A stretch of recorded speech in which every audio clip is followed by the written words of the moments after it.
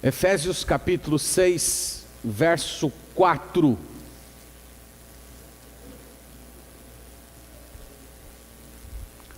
Nós vamos ler esse verso, e esse verso é o verso base que nós vamos utilizar para a nossa meditação hoje.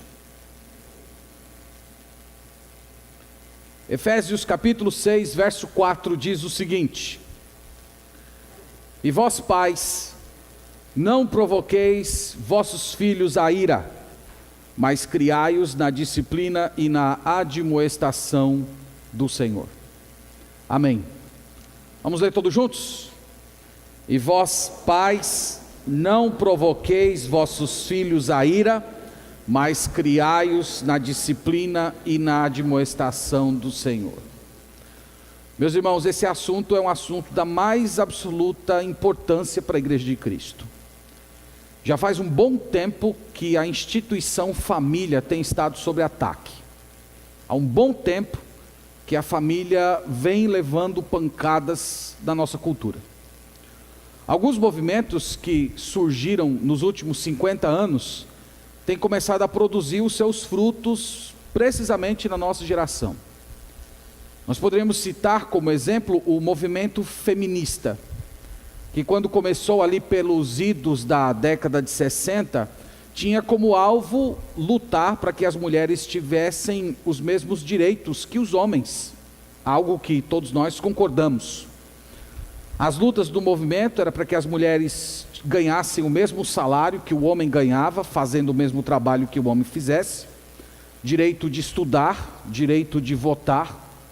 Todas essas coisas eram negadas às mulheres cerca de 60 anos atrás, e eu creio que todos nós concordamos que esse tipo de reivindicação é uma reivindicação correta e justa. Mas infelizmente esse movimento ele tomou outras direções, especialmente quando começou a questionar a diferença entre papéis de homem e mulher na família, na igreja e também na sociedade. Alguns anos depois, esse movimento continuou se desenvolvendo, e ele não apenas questionava a estrutura familiar moderna e tradicional, mas começou a advogar a ideia de que de fato a mulher é que deveria ter uma posição dominante na sociedade. E isso acabou desorganizando completamente a estrutura familiar bíblica que encontramos, e isso trouxe muitos danos à família, dos quais alguns nós já estamos começando a colher na nossa geração. Mais recentemente, nós poderíamos citar um movimento chamado de gays, lésbicas, bissexuais e transexuais. Esse é um dos movimentos que também tem atacado frontalmente a família, disseminando nas escolas a obrigatoriedade do ensino da ideologia de gêneros, confundindo aquilo que Deus estabeleceu desde a criação, o que é o homem e o que é a mulher. E isso tem confundido a cabeça de nossas crianças. Há outras coisas que poderíamos citar. Poderíamos dizer a respeito da própria desvalorização do casamento. Pessoas acreditam hoje que simplesmente você escolher uma pessoa e morar junto dentro da mesma casa, ou você viver praticando sexo antes do casamento, isso é uma coisa comum, uma coisa normal, uma coisa de gente evoluída, e que isso deve ser encarado com a mais profunda naturalidade, porque as pessoas sempre se comportaram assim, quando nós sabemos que isso tem sido também fruto dos últimos anos. Nós poderíamos citar também que uma maneira pela qual o ataque à família tem se manifestado é através do desgaste na figura do pai, na criação dos filhos. Há uma diversidade muito grande de pedagogias que transferem a educação dos pais para a escola, para professores, para o Estado, e em algumas situações para lugar nenhum. Eles dizem que a criança já tem um professor dentro de si e que ela precisa apenas ser dirigida, de forma que tanto os pais como professores não ensinam, eles são apenas facilitadores, e isso tem trazido muitos e muitos problemas. E eu creio que parte disso, irmãos, está ligado ao relativismo moral da nossa sociedade. As pessoas não têm mais normas absolutas. Então, como é que um pai pode chegar para um filho e dizer: isso aqui é verdade, quando a sociedade diz que cada um tem a sua verdade, portanto, aquilo que pode ser verdade para o filho pode não ser verdade para o pai. Todas essas coisas têm prejudicado a família. Poderíamos dizer algo também a respeito do materialismo. Muitos pais, na tentativa de crescer economicamente, de ganharem status, eles acabam trabalhando à exaustão e deixando a tarefa de criar os filhos para babás, professoras, avós e, quando mais trágico, para a dona televisão. O resultado de todas essas coisas que nós temos falado, irmãos, é bem danoso. Nós estamos vivendo no meio de uma geração sem educação, permissiva, perdida e sem qualquer disciplina. Há certas exceções, evidentemente, mas é comum nós observarmos filhos que não obedecem mais os pais. Eu soube há pouco tempo de um movimento que está acontecendo nas igrejas dos Estados Unidos para tentar resgatar a figura do homem como educador, como mestre, como professor dentro de casa. Esse movimento tem se espalhado em diversas igrejas dos Estados Unidos, em que fazem reuniões com os pais para lembrar os pais o que é ser masculino, o que significa ser homem, o que significa estar à frente da sua família. Por último, eu queria dizer para vocês que a cultura brasileira também não ajuda muito. Na nossa cultura é normal se ter o pai como provedor, aquele que sai, que ganha o dinheiro e coloca a comida em cima da mesa, enquanto a mãe é a dona de casa, a única responsável pela criação dos filhos, é a mãe que coloca limites, é a mãe que educa, é a mãe que conversa aqueles assuntos constrangedores, e eu tenho certeza que muitos de vocês provavelmente devem ter sido criados assim.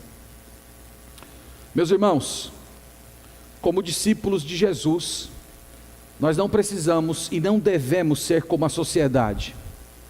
Nós devemos assumir os papéis que Deus prescreveu para nós na Sagrada Escritura, sem nos envergonhar deles. O nosso referencial sempre será a palavra de Deus. E é na Bíblia que nós olhamos, que nós lemos e que nós aprendemos como ser pai, como ser mãe e como ser família. E é por isso que nós estamos considerando essas palavras que foram escritas, dirigidas pelo Espírito Santo, pelo apóstolo Paulo há quase 2000 anos, dizendo que os pais devem criar os seus filhos na disciplina e admoestação do Senhor. Nós vamos olhar esse verso hoje. Antes da gente olhar o verso, você que vem acompanhando essa série de mensagens, lembre que essa passagem, ela está em conexão ao capítulo 5, versículo 18, onde ele disse: sede cheios do Espírito Santo, não vos embriagueis com o vinho, no qual há dissolução, mas enchei-vos do Espírito. E nós temos visto que ele falou da plenitude do Espírito Santo na vida da esposa, a plenitude do Espírito Santo na vida do marido, na vida dos filhos, e agora ele está falando da plenitude do Espírito Santo na vida dos pais. Então o tema aqui da nossa meditação é este: pais cheios do Espírito Santo. E nós vamos olhar como é que pais cheios do Espírito Santo cuidam da sua família. Então eu quero, meus irmãos, fazer duas observações desse texto. É apenas um verso, é bem simples de compreender, mas eu queria começar a nossa exposição dizendo para vocês o seguinte: que esse mandamento de Efésios 6, versículo 4, é exclusivo para o pai. Esse texto foi escrito para o pai. Quando ele diz aqui pais, ele não está se referindo a pai e mãe, mas a figura masculina. O problema disso é que na língua portuguesa, nós não temos uma palavra para se referir aos pais, ao grupo de homens como pais. Quando nós falamos pais, essa palavra acaba englobando pai e mãe. Então fica um pouco confuso na nossa cabeça. Mas na língua inglesa, por exemplo, você tem uma palavra para se referir aos pais, pai e mãe, e uma palavra exclusiva para se referir ao pai. Então quando você na língua inglesa quer falar pai e mãe, você diz parents, não é isso, Gabriel? E quando quer falar só os pais, os homens, você diz fathers. Na língua que o Novo Testamento foi escrito é também assim. Você tem uma palavra que é utilizada para se referir pai e mãe, e você também tem uma palavra para designar apenas os pais, os homens. No versículo 1, quando você lê: filhos, obedecei a vossos pais. Essa palavra pais aqui é pai e mãe. No entanto, no versículo 4, e vós pais, aqui se refere aos homens, àqueles que são homens, donos de casa, maridos, aqueles que têm a responsabilidade. Então, a primeira observação que a gente faz nesse texto é que o ensino bíblico é que a criação dos filhos é primariamente uma responsabilidade do homem, daquele que é pai. E isso, meus irmãos, não podia ser diferente. Desde o capítulo 5, versículo 22 em diante, o apóstolo Paulo vem falando da liderança do marido. Ele diz que a esposa deve se submeter ao marido, que o marido deve governar sua casa com justiça, como Cristo faz. Então é natural que quando o apóstolo Paulo fosse tratar da criação dos filhos, ele apresentasse o pai como sendo o líder nessa função. E nós estamos vivendo, meus irmãos, num momento em que nós precisamos resgatar essa ideia. Porque todos os movimentos que nós citamos têm enfraquecido a figura do pai como aquele que educa. Há pais que são omissos, há pais que não são comprometidos, há pais que são indiferentes, e há pais que jogam toda a responsabilidade da criação dos filhos na esposa.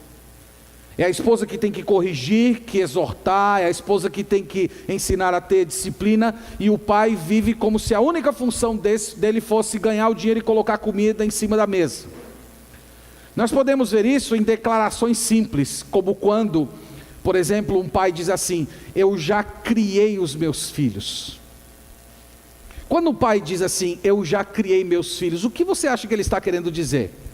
Você acha que ele está querendo dizer com essa declaração que ele orientou, que ele exortou, que ele ensinou, que ele ficou junto, que ele gastou tempo, que ele orou, que ele ensinou as escrituras, que ele acompanhou a criança dele? Você acha que ele quer dizer essas coisas?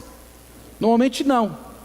É simplesmente para dizer que o filho se formou, ele terminou de pagar a faculdade e agora o filho é independente e está cuidando da sua própria vida. Normalmente é para dizer isso.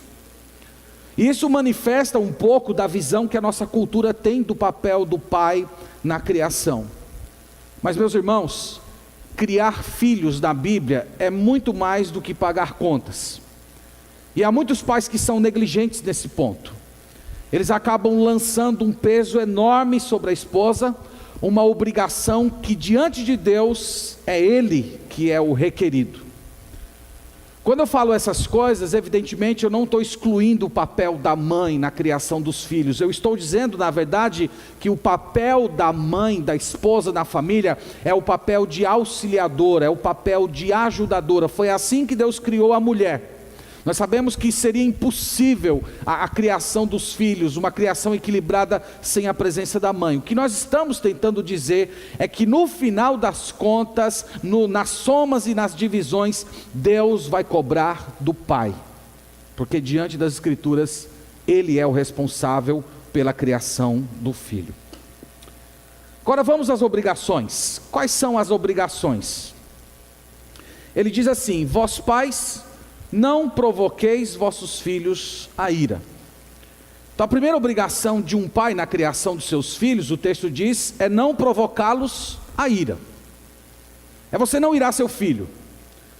Todos nós sabemos que essa declaração, evidentemente, não é uma declaração absoluta, porque educar filhos envolve ir contra eles, mandar eles fazerem coisas que eles não querem fazer, mandar dormir quando não quer dormir, mandar tomar banho quando não quer tomar banho, escovar dente quando não quer escovar dente, estudar quando não quer estudar, e os nossos filhos ficam irritados com isso. Não ficam, Gabriel? Ficam irritados. Nós temos de contrariar, nós temos de dizer não, e isso irrita.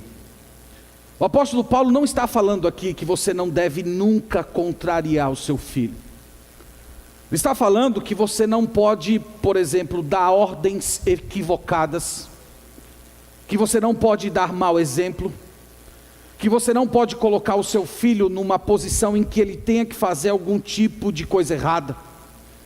Você não pode se comportar de tal modo que, pelo tipo de ordem que você dá, ou pela severidade do seu castigo, ou pela falta de exemplo ou omissão, provoque a ira do seu filho. Isso seria uma ira justa, uma ira justificada.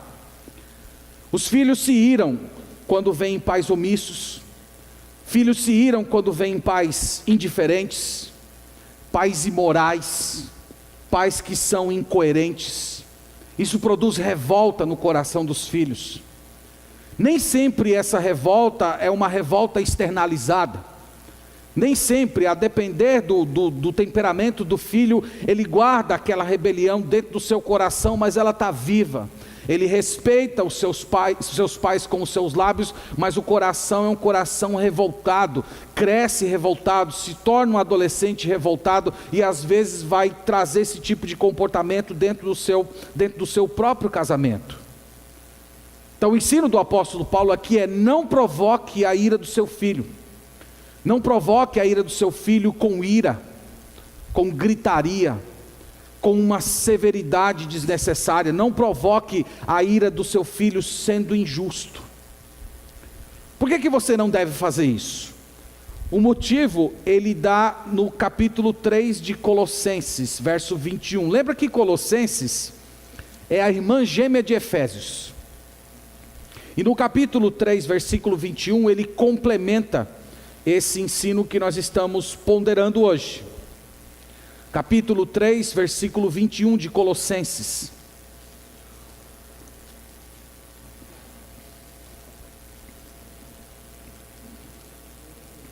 Veja que complementa o ensino. Ele diz: pais, não irriteis os vossos filhos, para que não fiquem desanimados. Esse é o ensino. Pais que não são justos, pais que não são amorosos, pais que não são comprometidos, pais que não são dedicados, eles provocam a ira dos seus filhos, no sentido de deixar os seus filhos desanimados. Os filhos olham para o comportamento do pai e dizem: é sempre do mesmo jeito, não muda, vive sempre agindo errado, vive sempre pedindo a mesma coisa. E isso vai desanimando o filho, inclusive da própria fé do pai, olhando para o seu pai que se diz ser crente, que diz ser um servo de Deus, mas que não tem vida cristã. O filho olha para aquela vida incoerente e diz: eu nunca quero esse Deus, eu nunca quero essa igreja, eu quero distância da fé do meu pai. Então é por isso que os pais não devem provocar os filhos à ira, porque isso desanima eles de seguir a sua fé, isso desanima eles de andar com o Senhor. Então ele diz que você não deve fazer isso. O que você deve fazer? Volte para Efésios. Aí em Efésios ele diz o que deve fazer. Ele diz: e vós pais, não provoqueis vossos filhos à ira, mas criai-os. A palavra criar aqui, irmãos, é literalmente treinar. Treinar é mais do que você dar alimento, é mais do que você dar saúde, é mais do que você dar escola. Treinar é educar, é instruir, é orientar, é você ensinar o caminho de Deus. E ele diz o modo de você criar, ele diz que o modo é na disciplina e na admoestação do Senhor. O pai precisa se dedicar para ver o filho justo, bom, temente a Deus. E ele fala aqui de duas ferramentas que Deus entregou para todo pai. A primeira é a disciplina. Ele diz: vós pais, não provoqueis os vossos filhos da ira, mas criai-os na disciplina. A palavra disciplina na Bíblia significa correção. Essa mesma palavra aqui, ela é usada em Hebreus capítulo 12, versículo 5, quando fala assim, que Deus corrige a quem ama. É a mesma palavra. E lá no próprio livro de Hebreus diz que a disciplina nem sempre é agradável. A disciplina produz algum tipo de dor, algum tipo de sofrimento, mas o fruto sempre será um fruto pacífico. E o autor de Hebreus nos diz que o nosso Deus, que é o Pai por excelência, Ele nos cria assim na vida espiritual, Ele nos disciplina, e isso às vezes dói. Então pais precisam disciplinar seus filhos. E por que você precisa disciplinar o seu filho? Por uma razão muito simples. Seu filho herdou o seu coração. Seu filho herdou a sua natureza. Seu filho não foi concebido sem pecado, ele não foi concebido pelo Espírito Santo. Tem a sua semente lá. Tem o seu coração. Olhe para o seu coração e veja se você não precisa de disciplina. E veja se você não precisa de limites. Se você não tem comportamentos errados, pensamentos errados, frutos errados. Esse mesmo coração que você tem foi transferido para a sua criança. E é por isso que ela precisa de limites. A Bíblia diz, irmãos, que aqueles pais que deixam os filhos sem correção e sem disciplina, esses filhos eles vão ser uma vergonha para o pai e para a mãe. Então a palavra disciplinar, a palavra corrigir significa admoestar, instruir, argumentar, em alguns casos incluir punições. Punições do tipo de castigos e, dependendo da idade, até a vara da disciplina, que tem saído tanto de moda depois da chamada lei da palmada. Eu separei aqui alguns versículos junto com os irmãos ali da mídia, e veja o que esses versículos diz para todos aqueles que são pais. A Bíblia diz: o que retém a vara, isto é, aquele que não aplica a vara, aborrece. Aborrece aqui significa odeia. Odeia seu filho. Mas o que o ama, cedo o disciplina. Então é uma prova de amor, é isso que a Bíblia diz.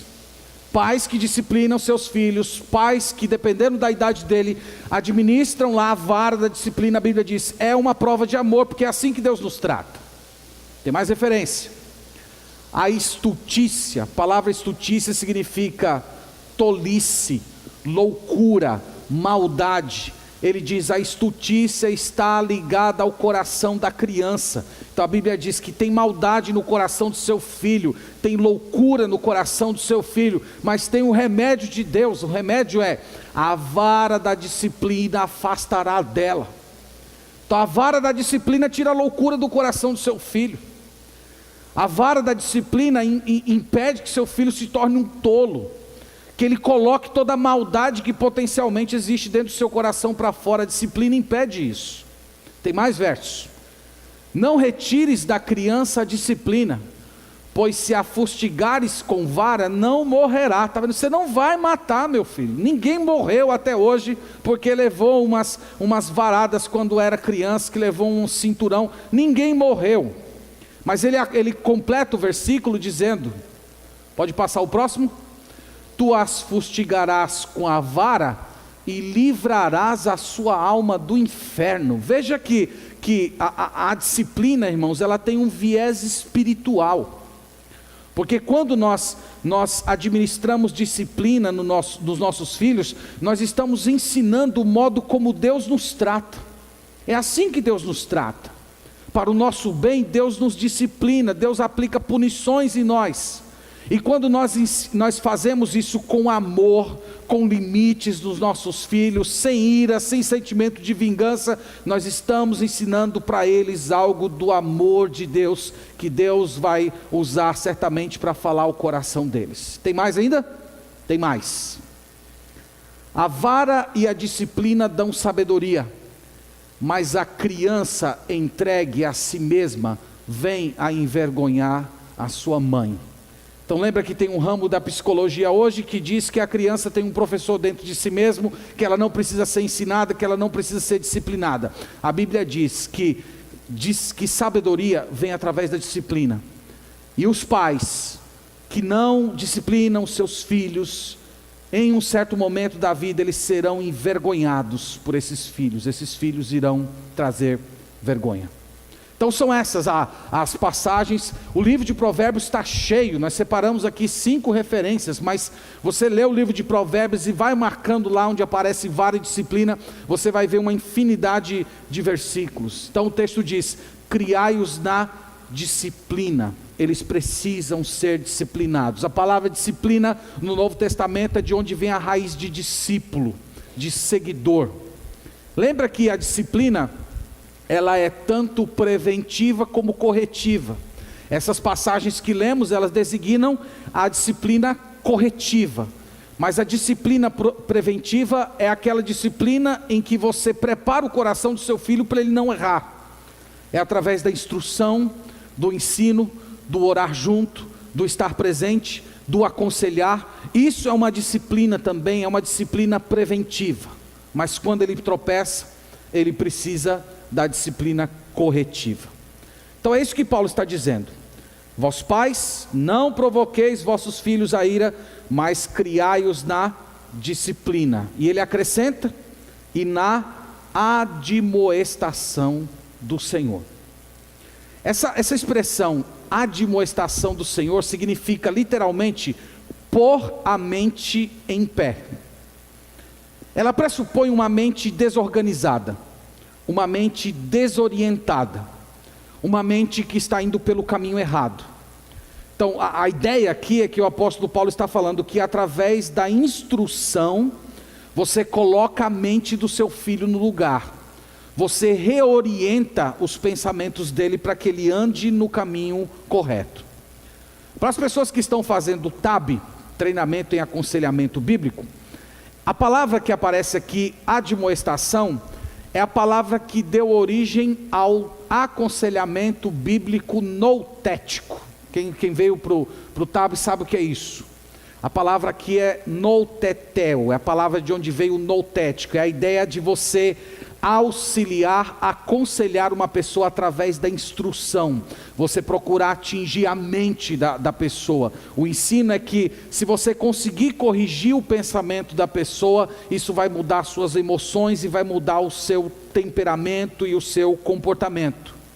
Então o apóstolo aqui está dizendo para nós, irmãos, que nós precisamos aconselhar, instruir, corrigir, para colocar o pensamento dos nossos filhos no lugar. E você precisa de tempo para fazer isso.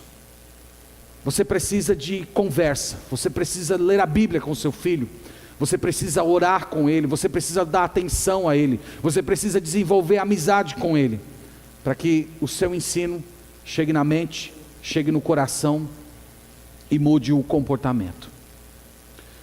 Meus irmãos, o verso é apenas um verso, não tem muito o que acrescentar, e eu quero então seguir para algumas lições que nós podemos falar para os pais, e para aqueles que desejam ser pais também.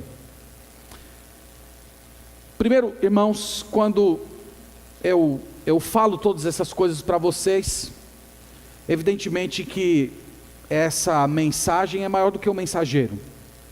Eu também estou tentando aprender a ser pai. Eu estou lutando e reconheço que cometo alguns erros no caminho. E eu acho que diante das palavras do apóstolo Paulo, a primeira lição para todos nós que somos pais, é que nós precisamos pedir perdão a Deus, pelos diversos erros que nós cometemos na nossa jornada de paternidade. Nós erramos muito, nós não fazemos o que a Bíblia diz, nós somos omissos, às vezes nós somos tremendamente rigorosos nas disciplinas, às vezes nós exigimos coisas difíceis dos nossos filhos e nós não tiramos tempo para conversar, para orientá-los. Nós não corrigimos, não admoestamos procurando colocar a mente deles no lugar. E nas poucas vezes que a gente se esforça para tentar fazer isso, nós erramos, explodindo na frente dos nossos filhos, brigando com a esposa na frente do nosso filho, às vezes passando uma ordem para o nosso filho e fazendo o contrário. Definitivamente, meus irmãos, nós precisamos pedir perdão a Deus. Pedir perdão a Deus por nossa incoerência. Que Deus nos perdoe, em nome de Jesus, Ele tenha misericórdia de nós. Uma outra lição de Efésios 6:4 é que nós precisamos orar muito como pais, porque por mais que nós façamos um trabalho excelente e bíblico na criação dos nossos filhos, isso não garantirá que eles irão andar no caminho de Deus. Isso é uma triste verdade. Porque por mais que nós nos esforçamos e façamos o melhor, no final das contas, a conversão de nossos filhos é uma obra do Espírito Santo de Deus. E é por isso que nós precisamos orar muito. É por isso que nós temos que ter o nosso joelho no chão, porque só o Espírito Santo de Deus é que pode quebrantar o coração do nosso filho e colocá-lo diante da cruz, recebendo Jesus como Salvador da vida.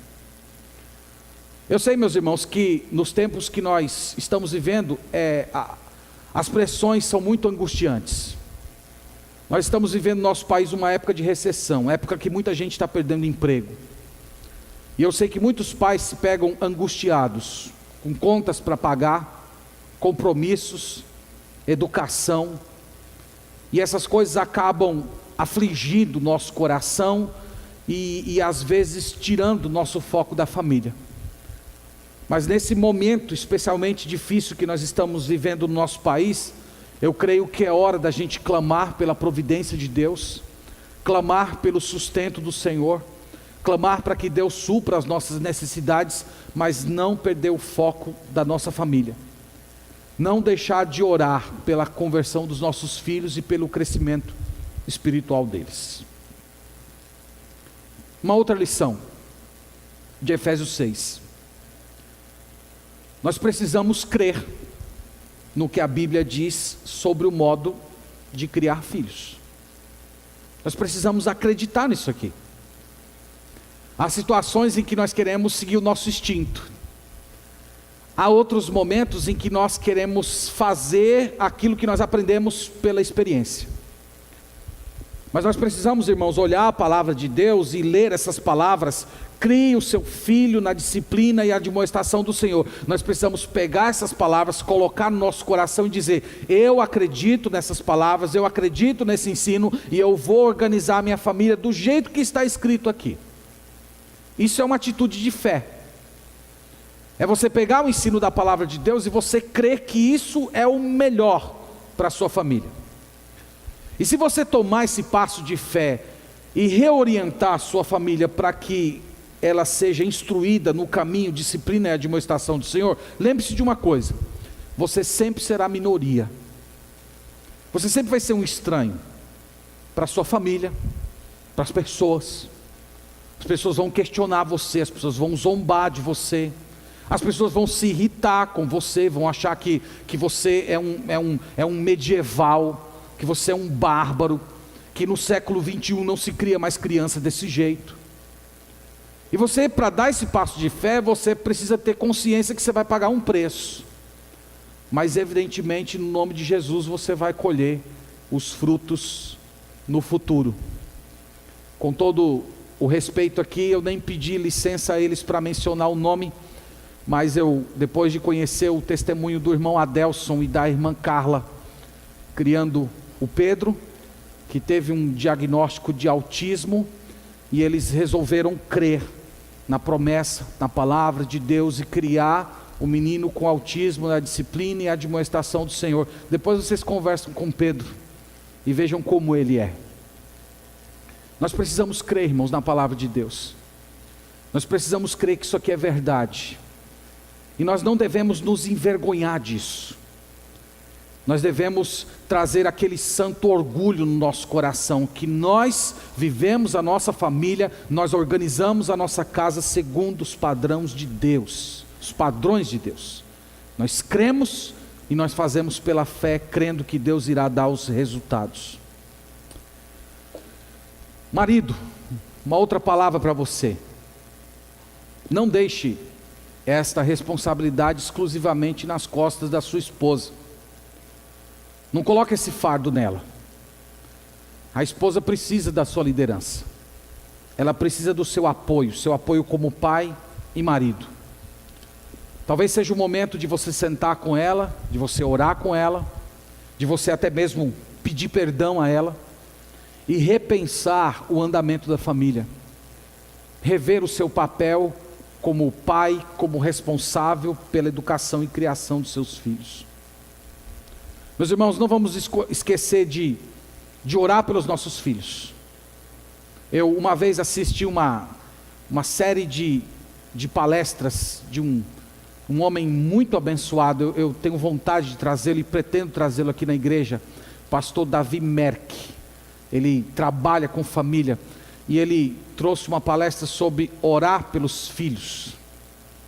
E ele trouxe 3 palavras que devem ser o tema da nossa oração: crescimento, carreira e casamento. 3 Cs: crescimento, carreira e casamento. Nós precisamos orar pelo desenvolvimento dos nossos filhos. Nós precisamos orar por carreira no sentido de vocação, para que eles se encontrem no plano de Deus, e futuramente pela própria família deles, para que eles também formem as suas famílias no Senhor. Quando os nossos filhos são pequenos, não é tão difícil você trazê-los para a igreja, você sentar ao redor da mesa, cantar um hino, ler as escrituras. É gostoso você sentar e ver seu filho pequeno fascinado com as verdades bíblicas, com o ensino. Mas, meus irmãos, os filhos crescem, e em muitos casos os pais têm a tristeza de não ver mais os seus filhos assim, de não ter mais prazer nas coisas de Deus. E é por isso que você precisa orar, é por isso que você precisa clamar, é por isso que você precisa estar na presença de Deus, e você não descansar enquanto não vê o seu filho, sua filha santa diante de Deus. Você precisa orar por ele. Queria dar uma palavra com as mães. Eu sei que o verso não era exclusivamente para vocês, mas irmãs, dê espaço para o marido fazer esse tipo de trabalho. Há mães que são super protetoras, perfeccionistas, e que por conta disso elas assumem todos os espaços. E o pai num primeiro momento fica meio perdido, e a verdade, com o passar do tempo, ele se torna até meio acomodado. Porque quando ele chega está tudo arrumado, quando ele chega está tudo pronto. Eu sei, irmãs, que em muitas situações vocês se veem obrigadas a assumir, porque o marido é omisso, porque o marido não faz e você não vai deixar por fazer. Mas há casos também que as mães, elas acabaram tomando para si essa tarefa e não dão espaço para o pai fazer. Há maridos que são um pouco mais lentos, um pouco mais passivos, e se a esposa não tiver a compreensão e essa segurança no Senhor, às vezes ela vai se pegar impaciente, tomar a frente e fazer logo, porque afinal de contas o marido não faz tão bem como ela faz. Você precisa de muita sabedoria, você precisa orar muito ao Senhor, para Deus te dar essa compreensão do seu papel, entendendo que a primeira responsabilidade é do seu esposo. Você que é jovem e ainda não casou, eu espero que essas palavras não tenham desanimado você, porque de fato é uma grande luta criar filhos, mas é também uma das maiores alegrias que nós temos na nossa vida. Eu acho que uma definição é uma alegria doída, né? Talvez seja assim, você que é pai, uma alegria que dói, uma alegria que nos desafia. O apóstolo João, ele disse assim: eu não tenho maior alegria do que essa, ver que meus filhos andam na verdade. E isso, irmãos, está corretíssimo, é uma grande alegria para a gente mesmo, ver os nossos filhos se crescer, se desenvolver, aprender, formar sua família, futuramente nós pegarmos os netos no braço. Mas diante de tudo que você ouviu, jovem, pense bem com quem você vai se casar, pense bem com a pessoa que você deseja se casar. Será se você vai querer se casar com alguém que não teme a Deus, que não tem a menor visão de uma família bíblica, que não pensa em estabelecer uma família nos moldes do Senhor? Você consegue imaginar seus filhos crescendo sem serem orientados pela Sagrada Escritura, sem ouvir os valores do reino de Deus, sem ouvir o Evangelho? Imagina você, jovem, irmã, tendo que fazer tudo sozinha, tendo que carregar esse peso sozinha nas costas, de criar, de orientar, e em muitos casos, carregar esse peso, inclusive com a resistência do marido. Isso é uma coisa mais comum do que a gente gostaria. Às vezes as mães tendo que carregar o peso, mas não só o peso de criar, mas às vezes a resistência do marido dentro de casa, contradizendo aquelas coisas que os filhos estão ouvindo na igreja. Isso é uma coisa comum. É por isso que você precisa pensar antes de se casar. Mesma coisa você, jovem, você precisa pensar a respeito daquela pessoa que vai ao seu lado orientar seus filhos, que vai dividir com você esse trabalho, que vai lhe auxiliar. Se essa pessoa está disposta a andar segundo as Escrituras, seguir o padrão bíblico da família, você precisa pensar nessas coisas. Você precisa pensar. Quando nós estamos namorando, tudo é romântico, tudo é belo, tudo parece que vai ser perfeito. E nós não conversamos, nós não oramos, nós ponderamos nessas coisas, e depois nos primeiros anos de casamento já começam a aparecer os primeiros sinais de desgaste. Lembre que essas orientações de Deus não são para tornar a sua vida um fardo, não são para tornar a sua vida um peso. Essas orientações de Deus são para te proteger, são para que você no futuro experimente uma família feliz, uma família plena, que você se realize no Senhor.